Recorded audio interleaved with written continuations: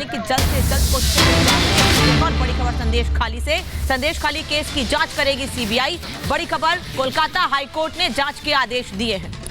और संदेश खाली का पूरा मसला कोर्ट में पहुंचा था। कोर्ट ने पहले भी फटकार लगाई थी जब मुख्य आरोपी शाहजहां शेख की गिरफ्तारी नहीं हो रही थी। इसको लेकर भी कोर्ट ने फटकारा था और अब महिला अत्याचार केस की सीबीआई जांच की जाएगी।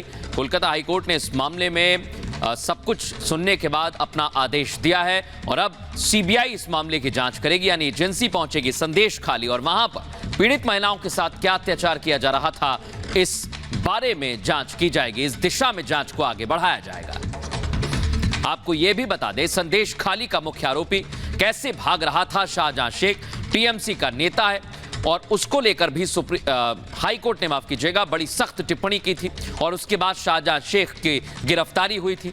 मामला आगे बढ़ा और सीबीआई जांच की सिफारिश भी की गई। संदेश खाली को लेकर अब सबसे बड़ी और अहम खबर यही कि सीबीआई अब जांच करेगी।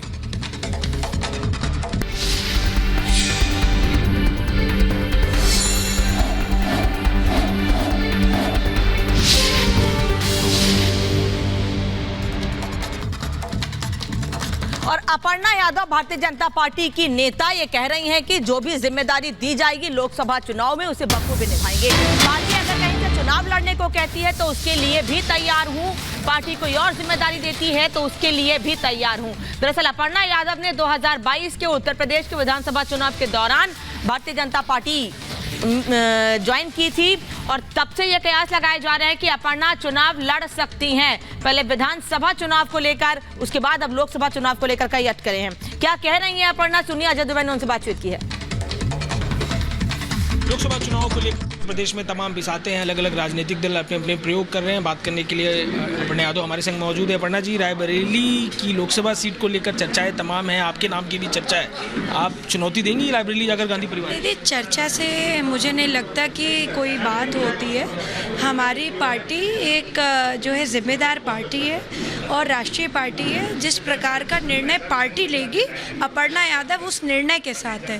तो मैं समझती हूँ हमारी पार्टी तय करती है और पार्टी ही बताएगी। आप कैसे देख रही हैं उस सीट को, चाहे रायबरेली हो चाहे अमेठी हो, गांधी परिवार को व्यक्तिगत तौर पर जाके चुनौती देने को कैसे देखती हैं आप? मैं समझती हूँ कि कोई भी परिवार कहीं से भी कोई भी लड़े, भारतीय जनता पार्टी प्रचंड बहुमत के साथ लोकसभा जीतेगी और अपनी सरकार बनाएगी। जी बताइए, सीट को भी लेकर चर्चा है, पहले धर्मेंद्र यादव, फिर शिवपाल यादव और अब आदित्य यादव। मुझे समझ में नहीं आ रहा है। देखिए, ये तो मेरी पार्टी का विषय है नहीं, भारतीय जनता पार्टी का ये विषय नहीं है। कोई अन्य पार्टी अगर उसका टिकट बदलती है, नहीं बदलती है, क्या करती है, देती है, नहीं देती है, ये उस पार्टी का निर्णय है जिसके वो लोग हैं।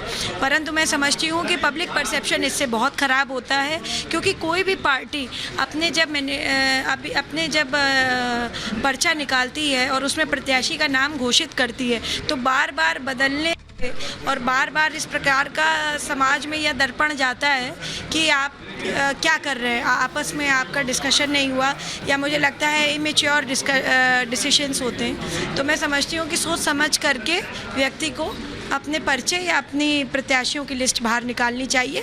जैसे भारतीय जनता पार्टी बहुत ही विवेकपूर्ण पार्टी है और जो भी निर्णय पार्टी लेती है बहुत सोच समझ करके लेती है। तो रायबरेली में प्रियंका गांधी उतरती हैं, आपका नाम सामने आता है तो टक्कर मज़ेदार। ये पार्टी तय करती है भैया। हमारे यहाँ तो बीजेपी एक नेशनल पार्टी है, पार्टी जैसा कहेगी वैसा करेंगे। अपर्णा यादव हैं और क्या कुछ रायबरेली में उसको लेकर अपनी राय रखें? देखा आपने, अपर्णा यादव ने यहाँ कहा है कि पार्टी चुनती है, लेकिन अपर्णा यादव के बयान पर शिवपाल यादव की भी प्रतिक्रिया सामने आ गई है। शिवपाल यादव लगातार अलग अलग चुनावों में प्रतिक्रिया दे रहे हैं और इस बीच जानकारी ये मिल रही है कि अपर्णा यादव को लेकर भी उन्होंने एक खास और अहम टिप्पणी की है। सुनवाते हैं आपको क्या कुछ कहा। ये देखिए, नौ दुर्गा आने वाले हैं ना, नौ दुर्गा में होगा, नौ दुर्गा में होगा नामांकन 15 तारीख को होगा। 15 तारीख है, 15 तारीख को पता लग जाएगा, आपको सब पता लग जाएगा।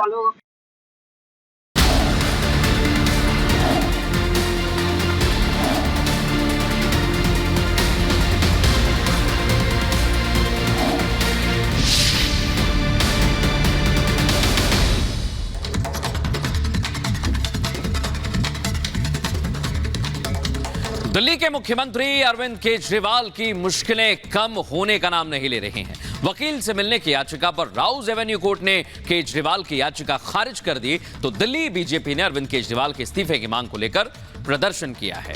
वहीं सुप्रीम कोर्ट में उन्होंने राहत के लिए अब गुहार लगाई है। तो अरविंद केजरीवाल की मुसीबत कम होने का नाम नहीं ले रही है। एक के बाद एक झटके उन्हें लग रहे हैं। कोर्ट की कठिन टिप्पणियां भी हमने देखी हैं।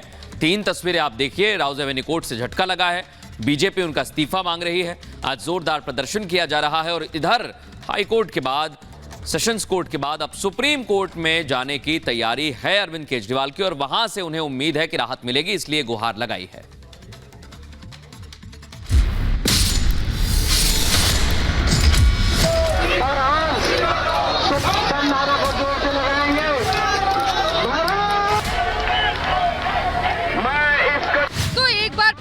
दिल्ली की सड़कों पर बीजेपी उतरी, केजरीवाल के खिलाफ प्रदर्शन किया और एक ही सुर में फिर वही मांग दोहराई, केजरीवाल इस्तीफा दो।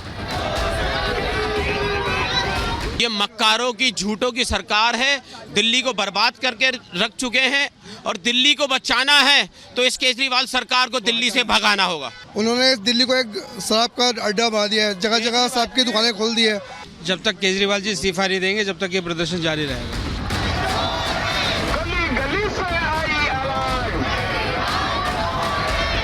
शराब घोटाले में दिल्ली के मुख्यमंत्री अरविंद केजरीवाल की गिरफ्तारी के बाद सियासी पारा चढ़ा हुआ है। बीजेपी ने केजरीवाल और आम आदमी पार्टी के खिलाफ मोर्चा खोल रखा है। आज दिल्ली में बीजेपी ने जोरदार प्रदर्शन किया। कार्यकर्ताओं ने इस्तीफे को लेकर जमकर नारेबाजी की। दिल्ली के सीएम अरविंद केजरीवाल की गिरफ्तारी को लेकर बीजेपी की ओर से लगातार प्रदर्शन किया जा रहा है और इस्तीफे की मांग की जा रही है। आज भी तमाम बीजेपी के कार्यकर्ता एकजुट हुए हैं और ये मांग कर रहे हैं कि दिल्ली के सीएम को इस्तीफा दे देना चाहिए। क्या मांग? केजरीवाल इस्तीफा दो। केजरीवाल जी झूठा है, दिल्ली को लूटा है, उस झूठों का इस्तीफा देना पड़ेगा केजरीवाल जी को। केजरीवाल इस्तीफा दो, जेल से सरकार नहीं चलेगी, दिल्ली की जनता को ठगना बंद करो। प्रदर्शनकारियों का कहना है कि दिल्ली सरकार झूठ की बुनियाद पर चल रही है। केजरीवाल सबसे भ्रष्ट सरकार है और जब तक वो इस्तीफा नहीं देते प्रदर्शन जारी रहेगा।